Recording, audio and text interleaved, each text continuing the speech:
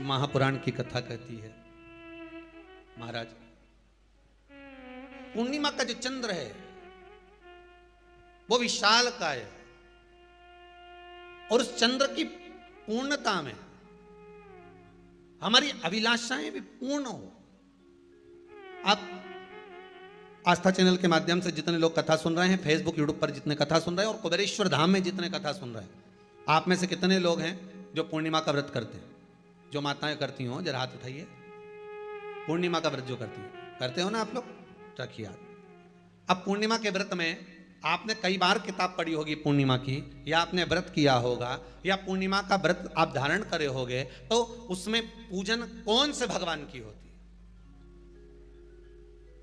पूर्णिमा के व्रत में किस भगवान की पूजन होती है? तो कहा पूर्णिमा के व्रत में केले के खंभ लगाकर पूर्णिमा का जो अध्यापन होता है, पूर्णिमा की जो पूजन होती है, उस पूजन में शंकर और पार्वती की पूजन की जाती है,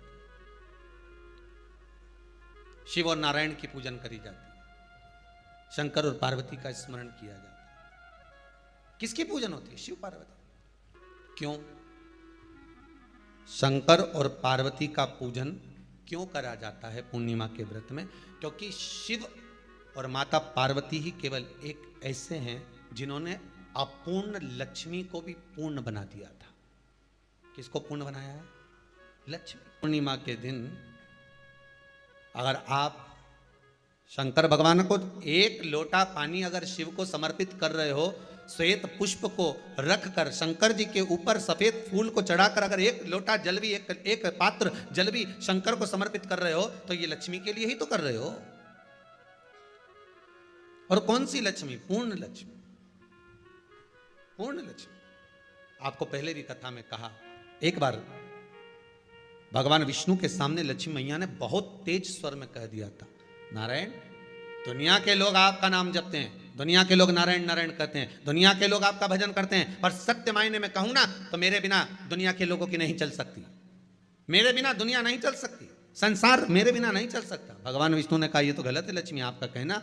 एक दिन लक्ष्मी को अहंकार आ गया, अहंकार के संबोधन जब माता लक्ष्मी करने लगी तो भगवान उसी समय पर भगवान विष्णु को क्रोध आ गया और भगवान विष्णु ने कह दिया, लक्ष्मी तू इतनी बड़ी बड़ी बात कहती है कि तेरे बिना नहीं रह सकती संसार? मैं तुझे कहता हूं लक्ष्मी तू अपूर्ण है, तू अपूर्ण है, तू पूर्ण कब हो गई?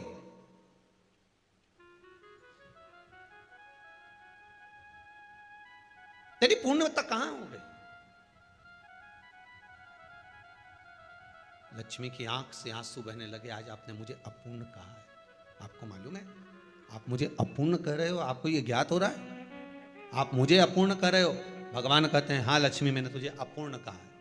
अपूर्णता का मतलब आप जानते हो ना? भगवान कहते हैं लक्ष्मी मैं सब जानता हूं। लक्ष्मी रोती हुई माता सरस्वती के पास पहुंच गई। सरस्वती ने पूछा क्या बात है लक्ष्मी, क्यों रो रही हो? लक्ष्मी जी ने कहा क्या बताऊं सखी, मेरे पति ने आज मुझे अपूर्ण कह दिया है। तो क्यों रो रही है तू? अपूर्ण अगर कह दिया, पति ने ही तो कहा है ना, तो क्यों रोना? चल मेरे साथ में। और सरस्वती मैया माता लक्ष्मी को लेकर सीधे पहुंच गई माता पार्वती के यहाँ।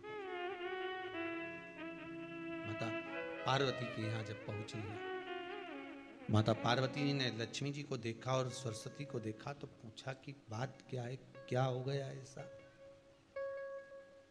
क्या हुआ, क्या है ऐसा जो तुम दोनों आज मेरे पास में आई? क्या हुआ? पार्वती जी कुछ बोलती, शिव जी का ध्यान माता सरस्वती की ओर और लक्ष्मी की ओर गया और भगवान शंकर जान गए कि आज भगवान नारायण ने लक्ष्मी जी को अपूर्ण कहा है। अब देखें माता पार्वती क्या कर सकती है, इसको पूर्ण बनाने के लिए करेगी क्या? क्या हुआ? माता सरस्वती जी बोली लक्ष्मी को अपूर्ण कह दिया। अपूर्ण कह दिया? हाँ, तो क्या सोचना उसके लिए, इसको मैं अभी पूर्ण बना देती हूं। माता जगत जननी पार्वती ने गोदी में विराजमान गणेश जी को उठाया और उठाकर लक्ष्मी जी की गोद में दे दिया। ले लक्ष्मी आज से तू पूर्ण हो गई, लक्ष्मी आज से तू पूर्ण है। गोदी में जब तक संतान नहीं है तो नारी को लोग अपूर्ण समझते हैं, पर माता पार्वती जी ने संपूर्ण ब्रह्मांड में एक सिद्धता प्रदान कर दी कि अपने गोदी के लाल को, अपने गोदी के पुत्र को माता ने लक्ष्मी की गोद में देखकर लक्ष्मी को पूर्ण बना दिया। वो दिन कौन सा था? पूर्णिमा का दिन, लक्ष्मी को पूर्ण करने का दिन, पूर्ण करने का। केवल अमृत ही नहीं बरसता, पूर्णिमा के दिन लक्ष्मी भी बरसती है। पूर्णिमा के कितने व्रत होते हैं? बोलते जाओ, जरा जल्दी जल्दी बोलो। पूर्णिमा के नारियों को, स्त्रियों को अखंड सौभाग्य के लिए, जो नारी वैधव्य नहीं होना चाहती है, उस नारी को पूर्णिमा के कितने व्रत करना चाहिए? जिस नारी के यहाँ संतान नहीं हो, औलाद नहीं हो, उसको पूर्णिमा के कितने व्रत करना चाहिए?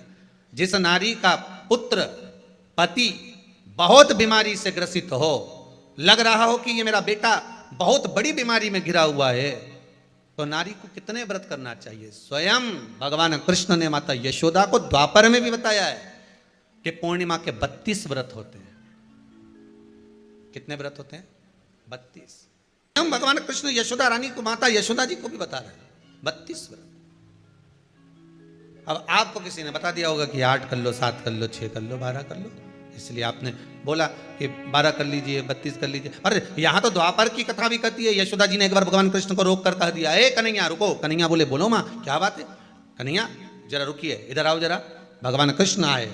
हाँ माँ बोलिए। जगह का प्रसंग है ये, जिस समय पर राधा रानी कुरुक्षेत्र में नंद बाबा और यशोदा जी को लेकर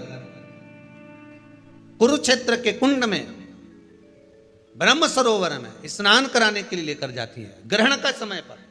और जब भगवान कृष्ण उस कुरुक्षेत्र के उस सरोवर में स्नान करने आते हैं, तब यशोदा जी ने अपने लाला से प्रश्न किया है, पूछा है कि नारी वैधव्य होकर ना मरे, उसका पति कोई रोग से ग्रसित ना हो, उसका पुत्र किसी रोग में ना पड़े।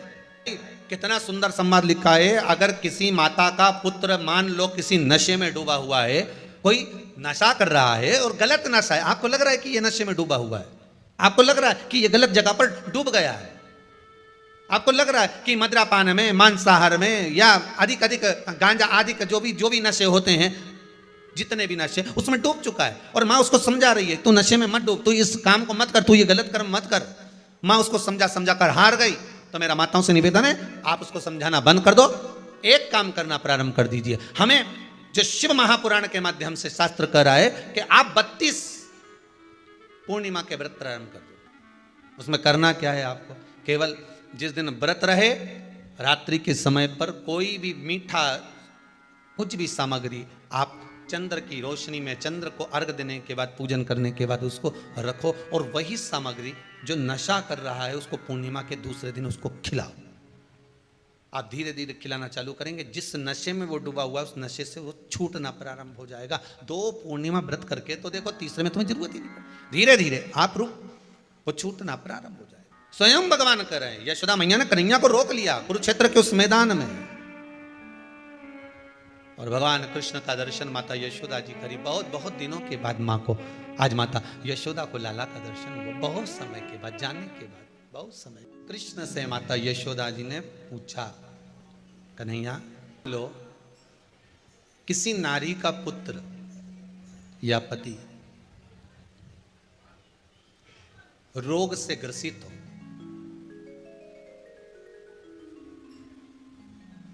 उसके पति की या पुत्र की आयु थोड़ी सी हो, तो हे कृष्ण, उस नारी को कौन सा व्रत धारण करना चाहिए या किसकी पूजन करना चाहिए? ये कुरुक्षेत्र की भूमि का संवाद है।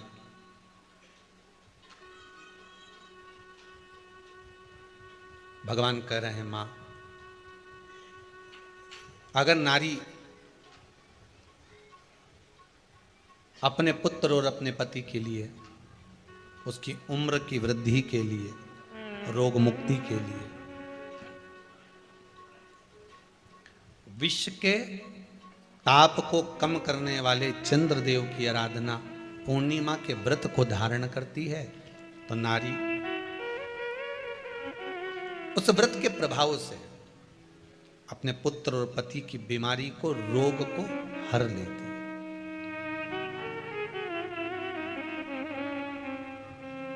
रोग का हरण कर लेती।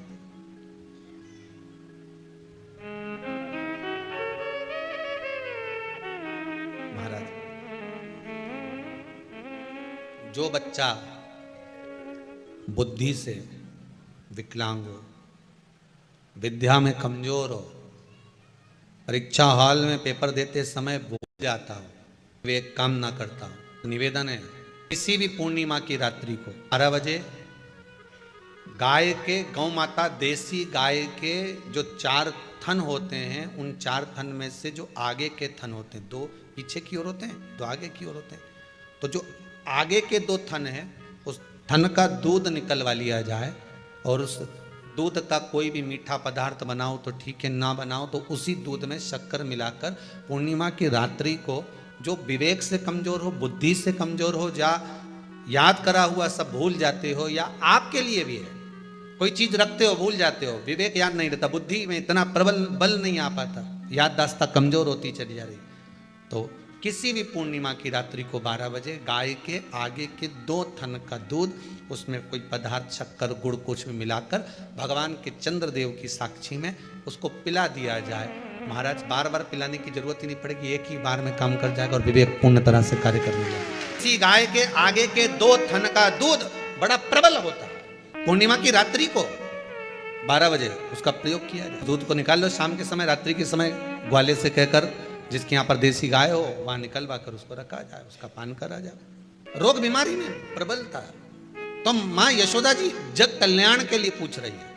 जब देवता 33 कोटि देवता उस चंद्र के इंतजार में रहते हैं कि ये चंद्र प्रबल होगा, तब जाकर ये चंद्र यहां पहुंचेगा, तब जाकर हम मंथन करेंगे, तब जाकर वो अमृत मिलेगा, और उस अमृत को देवता धारण करेंगे तो वो आनंद पा जाएंगे।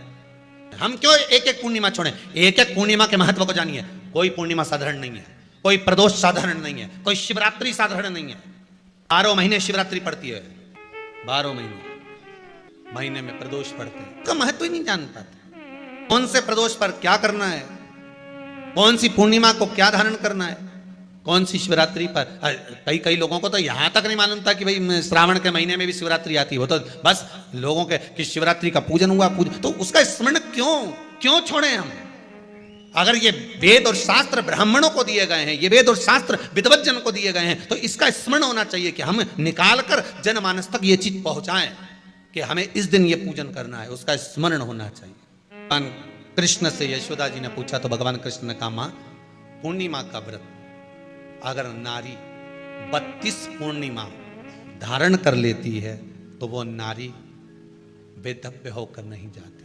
पर आप लोग व्रत जो करते हो ना, जो भी व्रत आप लोग उठाते हो, सोमवार का व्रत जैसे किसी माता जी ने उठा लिया और वो उठाने के बाद, हम तो शादी नहीं हुई थी ना जब भी सोमवार व्रत करते थे, अब शादी हो गई अभी भी हम सोमवार का व्रत कर रहे हैं, करे जा रहे हैं, पर उसका कोई उद्यापन नहीं करा, कोई संकल्प नहीं लिया गया कि मैं 5 करूंगी कि 16 करूंगी कि 25 करूंगी कि 31 करूंगी कि 21 करूंगी। इसलिए पूर्णिमा व्रत का विधान में कहा गया कि 32 पूर्णिमा का पहला संकल्प होना चाहिए। उसके बाद आपकी 32 पूरी हो जाए, फिर आप दूसरे और व्रत कर लो, फिर 32 कर लो, फिर 32 कर लो, पर उसमें पूर्णता का भाव। अभी तक किसी के सोमवार और गुरुवार और शुक्रवार के व्रत ही पूर्ण नहीं हुआ, अभी तक चल रहा है, अभी तक चल रहा है। हम तो सोमवार का व्रत करते हैं, हम तो शनिवार करते हैं, अब शनिवार करते करते 4 साल हो गए, 6 साल हो गए, 5 साल हो गए। भगवान को तो थोड़ा बहुत कुछ खिला पिला के उनको एक बार तो विश्राम दे। भगवान भी मन में सोच रहे अब तो निपटेगी तभी छोड़ेगी। कोई भी व्रत आप करो, उस व्रत का एक संकल्प, एक नियम कि मैं इतने व्रत करूंगी, ये मेरा नियम। जैसे नवरात्रि के 9 दिन मैंने करे, व्रत धारण करे, 10वें दिन उसको छोड़ दिया। अब तुम तो सोच कर बैठी कि ये मैं 9 दिन धारण कर लूंगी, ने 1 दिन बाद एकादशी पड़ रही है तो 10वें के दिन कौन छोड़े, दशहरे का भी व्रत ये भी कर लूँ, 11 भी पूरी कर लूँ, उसके बाद प्रदोष भी कर लूँ, और प्रदोष के बाद में मैं फिर जो द्वादशी पड़ी, 12 पड़ी वो कर कुरा के इसके बाद ही छोड़ूंगी। थोड़ा सा जिस व्रत को उठाया गया, जिस व्रत का नियम लिया गया है, उस व्रत का प्रदान कर कर फिर उसको थोड़ा सा भाग प्रदान कर कर हमने ये व्रत पूर्ण कर लिए। भगवान हमारा ये व्रत आपकी कृपा से, हे विश्वनाथ, हे शंभु, हे त्रिकालदर्शी, हे कैलाशी, मेरी 26 एकादशी आज पूर्ण आपकी कृपा से हुई है, इसलिए मैं उद्यापन कर रही हूं, आपकी कृपा से कर रही हूं। उसके बाद फिर उठाऊंगी, फिर कर लूंगी, पर आज मैंने पूर्णता का भाव लिया। उद्यापन नहीं करो तो किसी विद्वान ब्राह्मण को घर में बुलाकर अभिषेक पूजन करा लो, उसको भोजन करा दो, दक्षिणा आदि प्रदान कर कर उसको विदा कर दो, उसमें भी सुख का भाग। कितनी पूर्णिमा जम के बोल दो, 32 पूर्णिमा। कौन कर रहे हैं? भगवान कृष्ण। किसको कर रहे हैं? माता यशोदा को। किसने ये व्रत धारण किया? तुम्हें कुछ मालूम है किसका होता है ये व्रत? भगवान कृष्ण ने कहा ये शंकर और पार्वती का व्रत है। किसका व्रत है? शिव और पार्वती का। पूर्णिमा का व्रत शंकर और पार्वती का व्रत। तो कोई कहे कि ये तो भगवान कृष्ण का व्रत है, तो ये तो कृष्ण भगवान तो द्वापर में आए हैं, पर पूर्णिमा का व्रत तो स्वयं माता पार्वती जी ने भी धारण करा है। जिस समय पर कार्तिकेय महाराज को गंगा मैया प्रकट कर रही थी और तारकासुर का जब संहार करना था, तब माता पार्वती ने शंकर जी से पूछा था कि तारकासुर को मारने के लिए आपके पुत्र की जरूरत है, आपका पुत्र प्रकट कैसे होगा, क्योंकि आप तब साधना में लगे रहते हो। भगवान कहते हैं चिंता मत कर, तू एक काम कर, पूर्णिमा व्रत को धारण कर। मां पार्वती भी जिस व्रत को धारण करी है, तो कोई ये द्वापर का व्रत है क्या? यहां तो शास्त्र कह रहा है कि कोई भी अगर आप प्रसंग धारण कर रहे हो, कोई भी आप नियम धारण कर रहे हो, कोई भी आप व्रत धारण कर रहे हो, या आप किसी भी तरह का पुण्य भाग धारण कर रहे हो, तो उसमें जड़ की मूलता होना चाहिए। जड़ कहां? केवल पूर्णिमा का व्रत कोई केवल द्वापर का नहीं है, केवल त्रेता का नहीं, ये तो सतयुग के भी आगे का निकलता है। ना जाने कितने सतयुग, कितने त्रेता, कितने द्वापर हुए, तब से चला। नैनों में नंबर बढ़ते चले जा रहे हो, चश्मा उतर नहीं रहा हो, दूर का नहीं दिखे, कहीं किसी को पास का नहीं दिखे, रहते हैं। उसके लिए तुलसी की जो डंडी होती है, तुलसी जैसे बेलपत्र की जो ये डंडी है, ऐसे ही तुलसी का जो पत्ता होता है, उस पत्ते की जो डंडी होती है, उस डंडी को चंद्रमा को देखा जाता है। उस डंडी की जो कोर होती है, उस कोर को दृष्टि से मिलाया जाता है। पूर्णिमा की रात्रि ठीक 12 बजे आप चंद्रमा की, जैसे चंद्रमा का भाग, उस चंद्रमा के भाग को आप उस डंडी के भाग से निहारने का प्रयास करें। मार घर में आई है, घी का दिया लगाई है, उस घी के दीप को लगाने के बाद पूर्णिमा के दिन उस पर एक प्लेट थोड़ी तिरछी कर रख दो, जिससे उसकी कालोच, काई की, उस दीप की, घी के दीप की कालोच उस प्लेट पर आ जाए। थोड़ी सी कालोच ले लीजिए, 5-10 मिनट में आ जाएगी। उसको गाय के घी में मिलाकर आंखों में सुरमा लगाकर रात्रि को सो जाइए। 3 दिन बाद आप महसूस करेंगे कि नेत्र की ज्योति बढ़ना प्रारंभ हो रही है। अब इस प्रयोग को करने में कोई धन लगा तुम्हारा? अरे बोलो तो सही। कोई दौलत लगी तुम्हारी, कोई संपदा, या फिर तुमने सियोर वाला महाराज के लाके खूब बटोर के दे दिया, कुछ लगा? नहीं। तुम करोगे, लाभ तुम्हें मिलेगा। ये जितनी पूर्णिमा के व्रत हैं, जितने 12 महीने जो पूर्णिमा पड़ती है, पूनम पड़ती है, ये भले दुनिया के लोग कहते हैं कि ये भगवान राधा और कृष्ण से संबंध, हम और कृष्ण से संबंध रखते हैं, पर इनका यदि सही संबंध समझा जाए, इनके सही संबंध का यदि स्मरण करा जाए, इनके सही संबंधों का यदि वर्णन किया जाए, तो शिव और चंद्रमा के जो मिलन का केंद्र बिंदु है वही पूर्णिमा है। केवल एक पूर्णिमा वहीं तक नहीं रही कि भगवान कृष्ण और राधा जी ने रास किया, केवल वहीं तक उसकी सीमितता नहीं है। बात ध्यान रखिएगा, यदि काया का रोग हो गया, मान लो शरीर कहीं से सफेद पड़ रहा है, कहीं से काला पड़ रहा है, शरीर में से खाल की फुकड़ी निकलना प्रारंभ हो गई हो, शरीर में काले काले चट्टे पड़ना चालू हो गए हों, या कोई विशेष रोग हो गया, कोई विशेष में रोग है, बीमारी है, काया बेकार हो रही है, तो सीधी सीधी बात शिव महापुराण की कथा कहती है, सुंदर आनंद में श्रवण कर कर आप अपने जीवन को, ये पूर्णिमा शिव महापुराण की कथा कहती आ रही है। कुछ नहीं करना, पीपल का एक पत्ता, उस पत्ते पर थोड़ा सा चावल, पूर्णिमा की रात्रि को अपने हाथ में लेकर अपने नयनों से लगाकर शरीर पर से स्वयं उतार कर उसको दरवाजे के पास रख दीजिए। पूर्णिमा की रात्रि को पूर्ण होने पर उस चावल को दूसरे दिन सूंघ कर बहते हुए पानी में डाल दीजिए। महाराज कितने भी रोग से ग्रसित हो गए, पीपल का एक पत्ता 52,000 ब्राह्मण की साक्षी कराता है। महाराज बहुत ध्यान देना, पीपल के वृक्ष में स्वयं नारायण का, मेरे कृष्ण का वास है। स्वयं भगवान गीता के अंतर्गत कहते हैं कि मैं पीपल का वृक्ष हूं, नारायण उसी में बसते। 52,000 ब्राह्मणों का वासा एक पीपल के पत्ते में होता है। और आपको पहले भी कथा में कहा, गाय ब्राह्मण बहन बेटी ये सब काल का हरण करने वाले हो, काल को हरने वाले हो। रो को मिटाइए, शिव का स्मरण करो। पूर्णिमा के दिन चावल का एक आखा दाना, आखा दाना जानते हो, पूरा खंडित चावल नहीं, कितना चावल, एक दाना चावल का शंकर भगवान के शिवलिंग पर समर्पित करिए। एक बेलपत्र जिसका डंडी का मुख अपनी ओर हो, जहां से चावल चढ़ाया है, उस चावल के ऊपर अपनी कामना कर कर रख दीजिए और चंद्रमौली भगवान का स्मरण करिए। कौन से भगवान? शंकर भगवान का सर्वश्रेष्ठ सुंदर नाम है चंद्रमौली।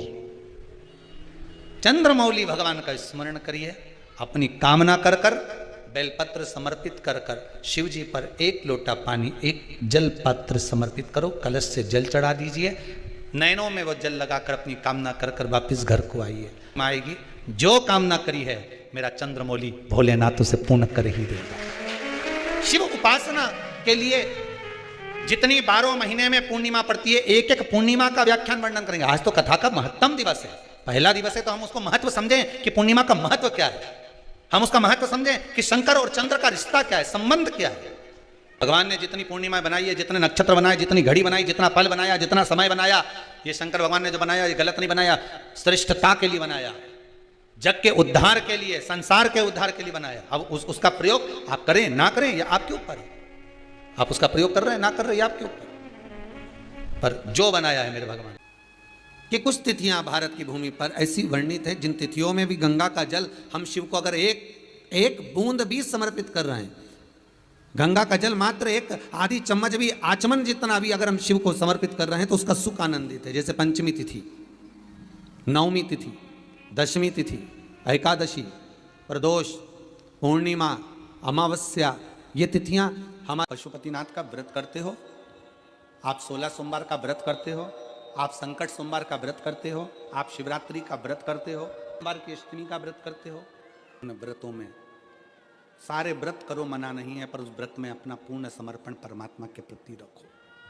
केवल खाना छोड़ा है, अन्न छोड़ा है, भोजन छोड़ा है, और दिन में सुबह से लेकर शाम तक 2-3 बार तुमने कुछ ना कुछ पाया है, वो व्रत हो सकता है आपकी दृष्टि में, पर हमारी दृष्टि में व्रत कौन सा है?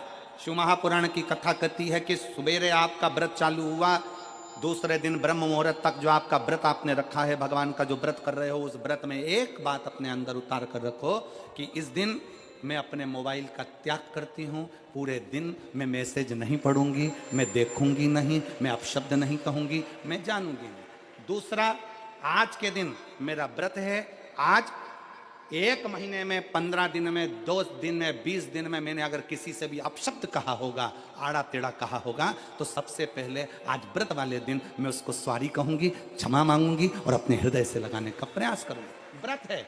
व्रत का तीसरा अंश, आज मेरा व्रत है, मैं आज के दिन किसी को भी अपशब्द नहीं बोलूंगी, किसी के लिए आड़ा टेढ़ा नहीं बोलूंगा, आज जितना बन सकेगा मैं सात्विक जीवन जीऊंगा। चौथा, आज मेरा व्रत है, आज के दिन मैं झूठ नहीं बोलूंगी, ना झूठ बोलूंगा सुबह से लेकर शाम तक। और 5वां, आज व्रत वाला दिन है, जितना फलार मैं करूंगी उसका पैसा जोड़ूंगी कि 15 रुपए का मैंने साबुदाना खाया, 10 रुपए का बटाटा खाया, ये खाया वो खाया, सारा हिसाब लगाकर 55, 60, 70 रुपए जितने होते हैं उसमें से एक अंश निकालकर मैं उसका एक भाग किसी गौशाला में जाकर गाय को चारा जरूर दूंगी।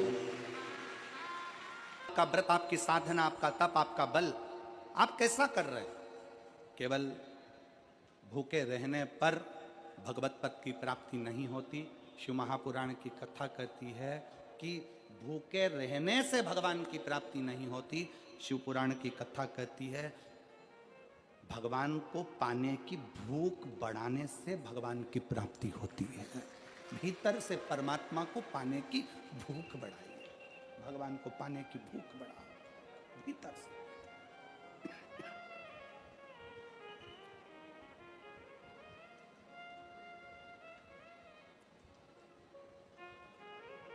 व्रत करो मना नहीं, तप करो मना नहीं, साधना करो मना नहीं, पर उस तप साधना में व्रत में परमात्मा को पाने की ललकता हो आपके भीतर, भगवान को पाने की ललकता हो आपके भीतर, भगवत पद को पाने की ललकता हो आपके भीतर, तो भगवान। हाँ, पुराण की कथा एक बड़ी सुंदर बात कहती है, व्रत आप करते हो, उपास आप करते हो, नियम आप लेते हो, पूरा किसको करना पड़ता है? तुम्हें नहीं। व्रत आप करते हो, उपास आप करते हो, नियम आप लेते हो, और पूरा देवाधिदेव करते हैं, भगवान शंकर करते हैं। बस इतना जरूर याद रखें कि जैसे कुछ प्राप्त हो भी गया तो शिव को धन्यवाद देकर शंकर के दरवाजे पर जाते रहना, यह हमारा कर्तव्य है।